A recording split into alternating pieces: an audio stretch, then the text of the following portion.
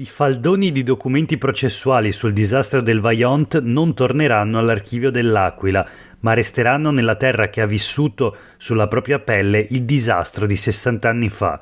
Parola del Capo dello Stato, un impegno chiaro durante il discorso di ieri mattina alla diga. Un immenso sacrario a cielo aperto. Nel silenzio irreale della valle, le parole del presidente Sergio Mattarella sono risuonate come un monito che ha ricordato i 1910 morti della tragedia del Vajont. Questo è Sveglia Veneto, il primo podcast dedicato all'informazione vista da Nord-Est. Io sono Jack Calcetto, oggi è martedì 10 ottobre 2023.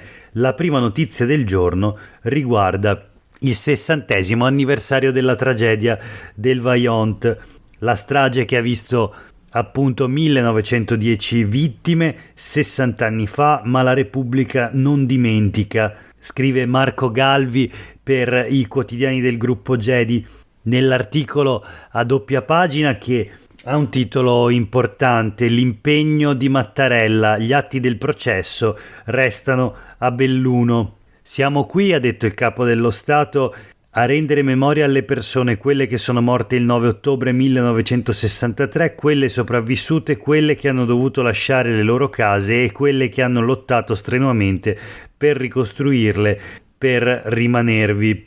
Questo luogo, la diga e il cimitero di Fortogna sono silenti monumenti alle vittime, quelle inumate nei cimiteri, quelle sepolte per sempre qui sotto la frana, donne, uomini, bambini, quasi 500 bambini, ha ricordato il Presidente della Repubblica. Sono tormenti che 60 anni dopo turbano e interrogano le coscienze. E poi appunto il forte accento sull'archivio della memoria, gli atti del processo che si svolse all'Aquila, parole pronunciate davanti ai presidenti del Friuli Venezia Giulia Massimiliano Fedriga e del Veneto Luca Zaia e ai sindaci, ai sopravvissuti, ai parenti dei morti. Ritengo che sia non soltanto opportuno ma doveroso, ha scandito Mattarella, che la documentazione del processo celebrato a suo tempo sulla responsabilità rimanga in questo territorio. Una frase che ha provocato un lungo applauso, tanto più importante perché non previsto dal protocollo. Quella documentazione, ha aggiunto il Presidente, era stata necessariamente raccolta nei luoghi del giudizio penale perché aveva allora una finalità giudiziaria. Conclusi da tanti anni i processi, oggi quelle carte rivestono una finalità di memoria e appunto per questo sono state inserite dall'UNESCO nel suo registro della memoria, e quel che attiene alla memoria deve essere conservato vicino a dove la tragedia si è consumata. Il Capo dello Stato poi ha voluto elencare tutte le località travolte dall'onda in una giornata che ha avuto 4 momenti principali. Prima la visita al cimitero delle vittime del Vajont a Fortogna, poi il presidente Mattarella si è fermato a salutare le persone presenti stringendo molte mani. Paolo Fresu poi ha accompagnato con una esibizione dal forte impatto emotivo i canti dei bambini al cimitero delle vittime di Fortogna, e poi l'intervento del presidente Mattarella alla diga del Vajont. Ha parlato del rapporto fra l'uomo e la natura e degli atti dell'archivio processuale, appunto. La notizia su tutti i quotidiani locali di oggi, naturalmente il Gazzettino: Mattarella sul Vajont, l'Italia non dimentica, qui gli atti del processo, l'omaggio del Presidente alle vittime.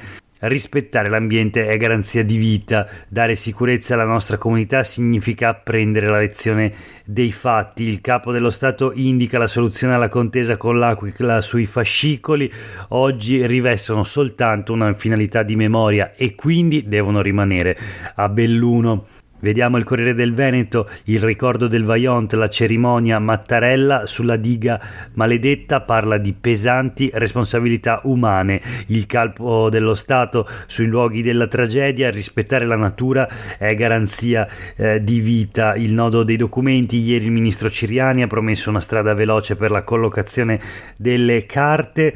E poi c'è il racconto sulle pagine del Corriere del Veneto della visita del Presidente della Repubblica al cimitero di Fortogna, i passi lenti fra i 1910 cippi, la commozione dei piccoli e di una folla composta.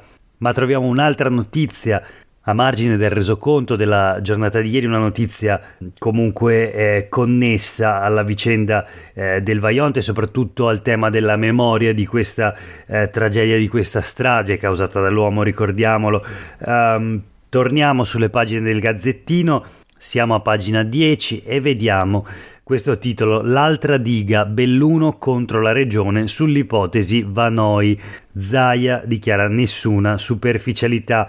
La polemica alla fine è scoppiata al termine della cerimonia Erto e Casso, innescata dalle parole pronunciate poco prima al cimitero di Fortonia da Roberto Padrin, sindaco di Longarone ma anche presidente della provincia di Belluno, che ha detto: fare memoria del Vajont significa ricordare ciò che non deve mai più succedere, dico mai, abbandonando progetti che possano portare l'uomo a commettere gli stessi errori. Un riferimento un po' velato, ha ammesso il primo cittadino, all'ipotesi del Vanoi, una nuova diga che divide Veneto e Trentino, una diga appunto alta 116 metri e prevista a Lamon con l'obiettivo di accumulare un invaso da 33 milioni di metri cubi d'acqua.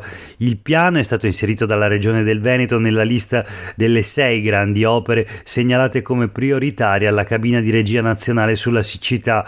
Ma la scorsa settimana il Consiglio provinciale di Belluno ha approvato all'unanimità un ordine del giorno che esprime una forte contrarietà, citando lo studio di prefattibilità ambientale che parla di effetti negativi connessi alla modificazione dell'ambiente naturale e all'incremento delle misure di sicurezza a fronte di possibili incidenti.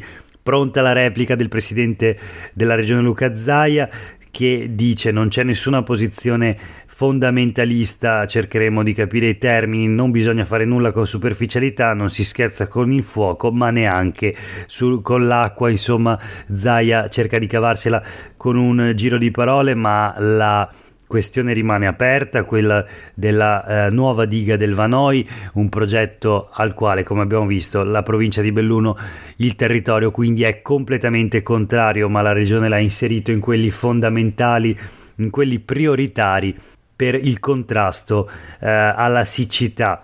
Questo per quanto riguarda quindi la giornata dedicata alla memoria, al ricordo della strage del Vajont e alla nuova polemica attorno al progetto di questa nuova diga che dovrebbe sorgere nel bellunese. Voltiamo pagina adesso e parliamo purtroppo di un'altra tragedia, quella di Mestre, di Marghera, una tragedia che ancora non ha una spiegazione, quella dell'autobus volato giù dal cavalcavia con 21 vittime, turisti da tutto il mondo e l'autista originario della provincia di Treviso. Vediamo sul Corriere del Veneto di oggi un articolo di Andrea Priante: al PM le relazioni del comune sulle criticità del cavalcavia, strage di Mestre, il procuratore, sospetti già nel 2021, nessuno se li ricorda. Il procuratore di Venezia Bruno Cherchi dice: i testimoni confermano che l'impatto c'è stato soltanto sulla parte sinistra dell'autobus.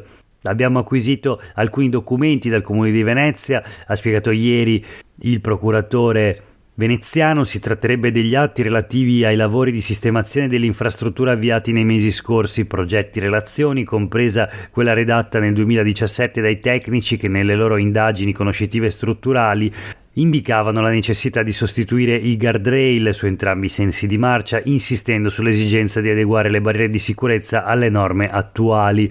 L'Unione Europea già nel 2012 raccomandava l'innalzamento e l'inspessimento dei parapetti sulle strade ad alta circolazione.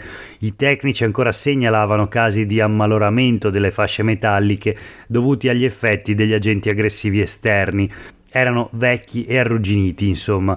Comunque la procura è impegnata ancora nelle sue verifiche, una serie di documenti devono ancora essere acquisiti. Nel frattempo sui quotidiani del gruppo Gedi c'è la notizia di un esposto. L'Associazione Italiana Familiari e Vittime della Strada, AIF-VS, che fa parte della Federazione Europea delle Vittime della Strada, la FEVR, ha presentato un esposto contro ignoti alla Procura di Venezia sulla strage del cavalcavia di Mestre. L'esposto è stato depositato dall'avvocato Davis Ceccato del Foro di Padova con il supporto del perito Leopoldo Comparin. Porta la firma della presidente Giuseppa Cassaniti Mastroianni. Lo scopo è quello di identificare le responsabilità dell'applicazione delle norme in materia di sistemi di ritenuta stradale. Spiega la dottoressa Mastroianni, l'obiettivo è quello di inserire nel collegio peritale uno dei professionisti più quotati in Italia e in Europa, che sta collaborando con noi da diversi anni. La morte di 21 persone innocenti e il ferimento di molte altre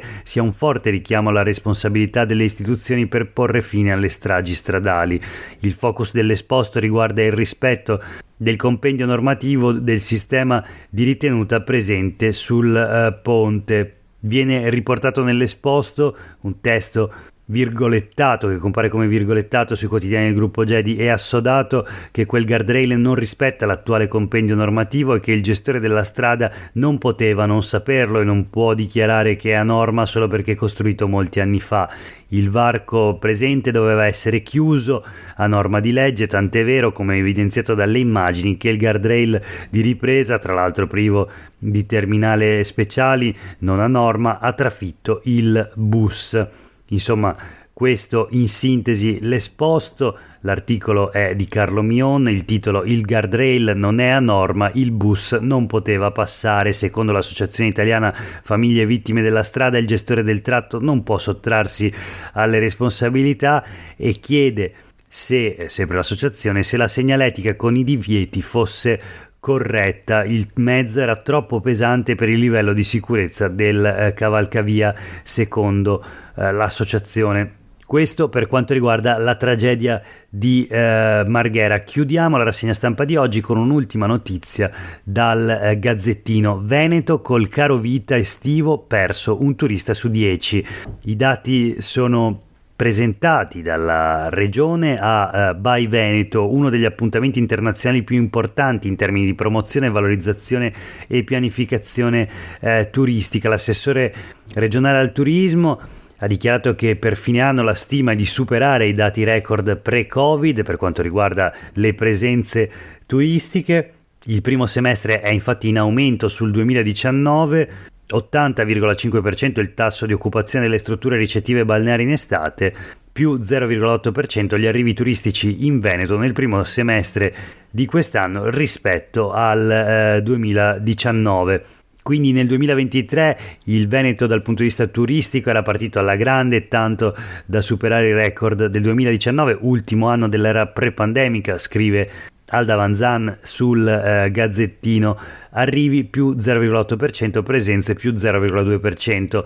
Poi però è arrivato il caro vita, le bollette della luce, la spesa al supermercato, l'ombrellone in spiaggia, tutto più caro.